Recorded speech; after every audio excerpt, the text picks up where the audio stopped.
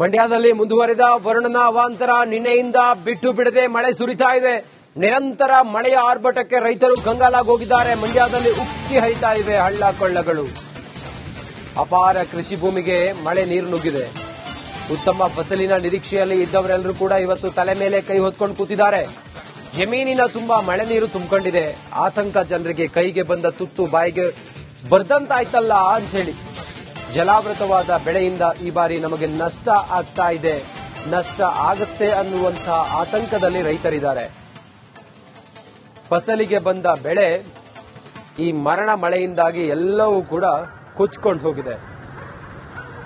ಮಂಡ್ಯದಲ್ಲಿ ಮಳೆ ತಂದ ಅವಾಂತರ, ಬೆಳೆದ ಬೆಳೆ ನೀರಿನಲ್ಲಿ ಕೊಚ್ಕೊಂಡು ಹೋಗಿರೋದು, ಫಸಲಿಗೆ ಬಂದ ಬೆಳೆ ಕೈ ಸಿಕ್ಕಲ್ಲ ಅನ್ನುವಂಥ ಆತಂಕದಲ್ಲಿ ರೈತರಿದ್ದಾರೆ. ನಾವು ಈ ರೀತಿ ಎಲ್ಲ ದೃಶ್ಯಗಳನ್ನ ಕರಾವಳಿ ಭಾಗದಲ್ಲೆಲ್ಲ ನೋಡ್ತಾ ಇದ್ವಿ. ಮಳೆ ಬಂದಾಗ ನೆರೆ ಬರೋದು ಅಥವಾ ಈ ರೀತಿ ನೀರು ತುಂಬಿಕೊಳ್ಳೋದು, ಅದೆಲ್ಲವೂ ಕೂಡ ತೋಟದಲ್ಲೆಲ್ಲ ನೀರು ಹರಿಯೋದು ಇದೆಲ್ಲ.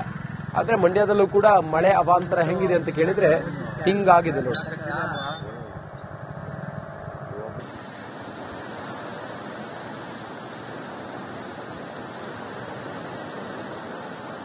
ಕಳೆದ 2 ದಿನಗಳಿಂದ ಸುರಿಯುತ್ತಿರುವಂತಹ ಭಾರೀ ಮಳೆಯಿಂದಾಗಿ ಮಂಡ್ಯ ಜಿಲ್ಲೆಯ ಹಲವೆಡೆ ಅವಾಂತರಗಳು ಸೃಷ್ಟಿಯಾಗಿರುವಂತದ್ದು. ಅದರಲ್ಲೂ ಕೂಡ ರೈತರಲ್ಲಿ ಆತಂಕ ಶುರುವಾಗಿದೆ. ಹಳ್ಳ ಕೊಳ್ಳದ ನೀರು ಜಮೀನಿಗೆ ನುಗ್ತಾ ಇದೆ. ಸದ್ಯ ನಾನು ಮಂಡ್ಯ ಹೊರವಲಯದ ಹೆಬ್ಬಾಳದ ಹತ್ರ ಇದ್ದೀನಿ. ದೃಶ್ಯದಲ್ಲಿ ಗಮನಿಸಬಹುದು, ಸಾಕಷ್ಟು ಪ್ರಮಾಣದ ನೀರು ಜಮೀನಿಗೆ ನುಗ್ಗಿದೆ. ಇದೇ ರೀತಿ ವಾತಾವರಣ, ಅಂದ್ರೆ ಹಳ್ಳ ಹರಿಯುವ ಎಲ್ಲಾ ಕಡೆನೂ ಕೂಡ ಇದೇ ರೀತಿ ನೋಡೋದಕ್ಕೆ ಸಿಗ್ತಾ ಇರುವಂತದ್ದು. ಹಳ್ಳ ಹರಿಯುವ ಕಡೆ ಈ ರೀತಿ ಜಮೀನಿಗೆ ನೀರು ನುಗ್ತಾ ಇರುವಂತದ್ದು. ಭತ್ತ, ಕಬ್ಬು, ತೆಂಗು ಸೇರಿದಂತೆ ಸಾಕಷ್ಟು ಪ್ರಮಾಣದ ಬೆಳೆ ನೀರಿಗೆ ಮುಳುಗಡೆಯಾಗಿದೆ. ರೈತ ಸಂಪೂರ್ಣವಾಗಿ ಕಂಗಾಲಾಗಿರುವಂತದ್ದು. ಸಾಲ ಮಾಡಿ ಇನ್ನೇನು ಬೆಳೆ ಚೆನ್ನಾಗಿ ಬರ್ತಾ ಇದೆ, ಈ ಬಾರಿ ಉತ್ತಮ ಬೆಳೆ ಸಿಗ್ತಾ ಇದೆ ಅನ್ನುವಂತ ಪರಿಸ್ಥಿತಿಯಲ್ಲಿದ್ದಾಗಲೇ ಮಳೆ ಬಂದು ಸಂಪೂರ್ಣವಾಗಿ ರೈತನ ಕನಸಿಗೆ ಪೆಟ್ಟು ಕೊಟ್ಟಿರುವಂತದ್ದು. ಹೆಬ್ಬಾಳದ ಬಳಿ ಸಾಮಾನ್ಯ ಮಳೆ ಬಂದಾಗ, ದೊಡ್ಡ ಮಳೆ ಬಂದಾಗ ಇದೇ ರೀತಿ ಇರ್ತದೆ. ಏನ್ ಹೇಳ್ತೀರಿ ಸರ್? ಇದು ಸುಮಾರು 15-20 ವರ್ಷಗಳ ಹಿಂದಿನಿಂದಲೂ, ಇವತ್ತಿಂದೇನಲ್ಲ ಹಿಂದಿನಿಂದಲೂ ಹೆಬ್ಬಾಳ ಅಗಲವಾಗಿದ್ದು ಈಗ ಕಿರಿದಾಗಿದೆ. ಅದು ಯಾವುದೇ ಕಾರಣದಿಂದ ಓಳೆತ್ತಿರುವುದಿಲ್ಲ. ಜಿಲ್ಲಾಡಳಿತ ಆಗಲಿ, ತಾಲೂಕು ಆಡಳಿತ ಆಗಲಿ ಓಳೆತ್ತಿರುವುದಿಲ್ಲ. ಹೆಬ್ಬಾಳ ಮುಳುಗಡೆ ಎಲ್ಲ ಮುಚ್ಚಿ ಹೆಬ್ಬಾಳ ಬಂದಂತ ಮೇಲಿಂದ ಬಂದಂತ ಕೆರೆ ನೀರುಗಳೆಲ್ಲ ರೈತರ ಫಸಲುಗಳಿಗೆ ನುಗ್ತದೆ. ಕಬ್ಬು ಬೆಳೆ ಎಲ್ಲ ನಷ್ಟ ಆಗ್ತದೆ. ಈ ವರ್ಷ ಈ ಬೆಳೆಗೆ ಯಾವ ರೈತರಿಗೂ ₹1 ಹಾಕಿದ ಬಂಡವಾಳಕ್ಕೆ ಯಾವ ಬೆಳೆನೂ ಸಿಗಲ್ಲ. ರೈತ ಸಾಲ ಸೂಲ ಮಾಡಿ ಬೆಳೆ ಮಾಡಿರೋದ್ರಿಂದ ಯಾವ ರೈತ ಹೂಳೆತ್ತುತ್ತಾ ಇಲ್ವಾ ಸರ್? ಹೂಳೆತ್ತಿಲ್ಲ. ಹೂಳೆತ್ತಿಂದ ಮುಳುಗಡೆ ಎಲ್ಲ ಮುಚ್ಕೊಂಡಿರೋದ್ರಿಂದ ಬಂದಂತ ನೀರು ರೈತರ ಫಸಲು ಮೇಲೆ ನುಗ್ತದೆ. ತಾಲೂಕು ಜಿಲ್ಲಾಡಳಿತ ಡಿಸಿ ಅವ್ರ ಗಮನಕ್ಕೆ ತಂದಾಗಿದೆ, ಎಸಿ ಅವ್ರ ಗಮನಕ್ಕೂ ತಂದಾಗಿದೆ, ತಹಸೀಲ್ದಾರ್ ಗಮನಕ್ಕೂ ತಂದಿದೆ. ಮತ್ತೆ ಸ್ಥಳೀಯ ಶಾಸಕರಾದ ರಮೇಶ್ ಬಂಧಿಸಿದ್ದೇವರು ಅನ್ನೆಂಬಡಿ ಗ್ರಾಮದಲ್ಲಿ ಜನಸಂಪರ್ಕ ಸಭೆ ಮಾಡಿದಾಗ ಈ ರಸ್ತೆ ಮತ್ತು ಹಳ್ಳನ ರೆಡಿ ಮಾಡೋಕೆ ತಹಸೀಲ್ದಾರ್ ಗಮನಕ್ಕೆ ಒಂದು ಅರ್ಜಿ ಕೊಡಿ ಅಂತ ಹೇಳಿದ್ರು. ಹೋಗ್ಬಿಟ್ಟು ಒಂದು 50 ಜನ ರೈತರ ಜೊತೆ ಹೋಗಿ ತಹಸೀಲ್ದಾರ್ಗೆ ಗಮನಕ್ಕೆ ತಂದ್ರು. ಇದು ನೋಡ್ತೀನಿ, ಡಿಆರ್ ಕಾಣಿ ಅಂತಾರೆ, ಡಿಎನ್ಆರ್ ಕಂಡ್ರೆ ಡಿಸಿ ಅವ್ರ ಕಾಣಿ ಅಂತಾರೆ, ಡಿಸಿ ಅವ್ರ ಕಂಡ್ರೆ ಎಸಿ ಅವ್ರಿಗೆ ಹೇಳಿದೀನಿ ಹೋಗಿ ಅಂತಾರೆ. ಇಲ್ಲಿ ತನಕ ಯಾವ ಅಧಿಕಾರಿಗಳು ಸ್ಥಳ ಪರಿಶೀಲನೆ ಮಾಡಿರೋದಿಲ್ಲ. ಮತ್ತೆ ಈ ಜಾಗಕ್ಕೆ ಯಾರೂ ಬಂದಿರೋದಿಲ್ಲ. ಈಗ ಕೊನೆ ನಾವ್ ಇನ್ನೇನಿಲ್ಲ, ರೈತರ ಆತ್ಮಹತ್ಯೆ ಮಾಡೋದು ಒಂದೇ ದಾರಿ. ಇನ್ನು ನಾವು ಹಾಕಿದ ಫಸಲು ಲಾಸ್ ಆದ್ಮೇಲೆ ನಾವು ಇನ್ನೇನೋ ಸಾಲ ಸೂಲ ಮಾಡಿರ್ತೀವಿ. ಸುಮಾರು 106 ಎಕರೆ ಫಸಲು ನಷ್ಟ ಆಗಿದೆ. ನಮ್ಗೆ ಹಾಕಿದ ಫಸಲಿಗೆ ನಮ್ಗೆ ದಾರಿ ವಿಧಿ ಇಲ್ಲ, ಮತ್ತೆ ಆದಾಯ ಮೂಲ ಇಲ್ಲ. ಇದನ್ನೇ ನಾವು ನಂಬ್ಕೊಂಡು ಕುಂತಿರುವಂತ ಜನ ನಾವು.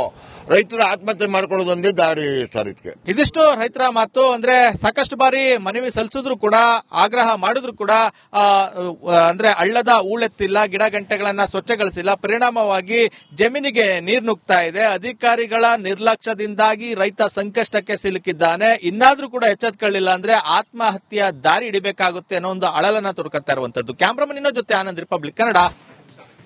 ಮಂಡ್ಯದಲ್ಲಿ ಮುಂದುವರೆದ ವರುಣನ ಅವಾಂತರ. ನಿನ್ನೆಯಿಂದ ಬಿಟ್ಟು ಬಿಡದೆ ಮಳೆ ಸುರಿತಾ ಇದೆ. ನಿರಂತರ ಮಳೆಯ ಆರ್ಭಟಕ್ಕೆ ರೈತರು ಕಂಗಾಲಾಗೋಗಿದ್ದಾರೆ. ಮಂಡ್ಯದಲ್ಲಿ ಉಕ್ಕಿ ಹರಿತಾ ಇವೆ ಹಳ್ಳ ಕೊಳ್ಳಗಳು. ಅಪಾರ ಕೃಷಿ ಭೂಮಿಗೆ ಮಳೆ ನೀರು ನುಗ್ಗಿದೆ. ಉತ್ತಮ ಫಸಲಿನ ನಿರೀಕ್ಷೆಯಲ್ಲಿ ಇದ್ದವರೆಲ್ಲರೂ ಕೂಡ ಇವತ್ತು ತಲೆ ಮೇಲೆ ಕೈ ಹೊತ್ಕೊಂಡು ಕೂತಿದ್ದಾರೆ. ಜಮೀನಿನ ತುಂಬಾ ಮಳೆ ನೀರು ತುಂಬಿಕೊಂಡಿದೆ. ಆತಂಕ ಜನರಿಗೆ. ಕೈಗೆ ಬಂದ ತುತ್ತು ಬಾಯಿಗೆ ಬರ್ದಂತಾಯ್ತಲ್ಲ ಅಂತ ಹೇಳಿ. ಜಲಾವೃತವಾದ ಬೆಳೆಯಿಂದ ಈ ಬಾರಿ ನಮಗೆ ನಷ್ಟ ಆಗ್ತಾ ಇದೆ, ನಷ್ಟ ಆಗುತ್ತೆ ಅನ್ನುವಂಥ ಆತಂಕದಲ್ಲಿ ರೈತರಿದ್ದಾರೆ.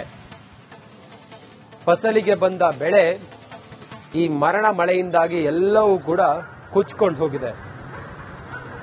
ಮಂಡ್ಯದಲ್ಲಿ ಮಳೆ ತಂದ ಅವಾಂತರ, ಬೆಳೆದ ಬೆಳೆ ನೀರಿನಲ್ಲಿ ಕೊಚ್ಕೊಂಡು ಹೋಗಿರೋದು, ಫಸಲಿಗೆ ಬಂದ ಬೆಳೆ ಕೈ ಸಿಕ್ಕಲ್ಲ ಅನ್ನುವಂಥ ಆತಂಕದಲ್ಲಿ ರೈತರಿದ್ದಾರೆ. ನಾವು ಈ ರೀತಿಯೆಲ್ಲ ದೃಶ್ಯಗಳನ್ನ ಕರಾವಳಿ ಭಾಗದಲ್ಲೆಲ್ಲ ನೋಡ್ತಾ ಇದ್ವಿ. ಮಳೆ ಬಂದಾಗ ನೆರೆ ಬರೋದು ಅಥವಾ ಈ ರೀತಿ ನೀರು ತುಂಬಿಕೊಳ್ಳೋದು, ಅದೆಲ್ಲವೂ ಕೂಡ ತೋಟದಲ್ಲೆಲ್ಲ ನೀರು ಹರಿಯೋದು ಇದೆಲ್ಲ.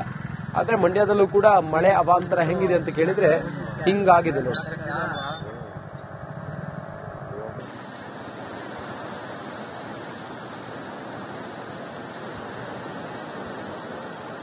ಕಳೆದ 2 ದಿನಗಳಿಂದ ಸುರಿಯುತ್ತಿರುವಂತಹ ಭಾರಿ ಮಳೆಯಿಂದಾಗಿ ಮಂಡ್ಯ ಜಿಲ್ಲೆಯ ಹಲವೆಡೆ ಅವಾಂತರಗಳು ಸೃಷ್ಟಿಯಾಗಿರುವಂತದ್ದು. ಅದರಲ್ಲೂ ಕೂಡ ರೈತರಲ್ಲಿ ಆತಂಕ ಶುರುವಾಗಿದೆ. ಹಳ್ಳ ಕೊಳ್ಳದ ನೀರು ಜಮೀನಿಗೆ ನುಗ್ತಾ ಇದೆ. ಸದ್ಯ ನಾನು ಮಂಡ್ಯ ಹೊರವಲಯದ ಹೆಬ್ಬಾಳದ ಹತ್ರ ಇದ್ದೀನಿ. ದೃಶ್ಯದಲ್ಲಿ ಗಮನಿಸಬಹುದು, ಸಾಕಷ್ಟು ಪ್ರಮಾಣದ ನೀರು ಜಮೀನಿಗೆ ನುಗ್ಗಿದೆ. ಇದೇ ರೀತಿ ವಾತಾವರಣ, ಅಂದ್ರೆ ಹಳ್ಳ ಹರಿಯುವ ಎಲ್ಲಾ ಕಡೆನೂ ಕೂಡ ಇದೇ ರೀತಿ ನೋಡೋದಕ್ಕೆ ಸಿಗ್ತಾ ಇರುವಂತದ್ದು. ಹಳ್ಳ ಹರಿಯುವ ಕಡೆ ಈ ರೀತಿ ಜಮೀನಿಗೆ ನೀರು ನುಗ್ತಾ ಇರುವಂತದ್ದು. ಭತ್ತ, ಕಬ್ಬು, ತೆಂಗು ಸೇರಿದಂತೆ ಸಾಕಷ್ಟು ಪ್ರಮಾಣದ ಬೆಳೆ ನೀರಿಗೆ ಮುಳುಗಡೆಯಾಗಿದೆ. ರೈತ ಸಂಪೂರ್ಣವಾಗಿ ಕಂಗಾಲಾಗಿರುವಂತದ್ದು.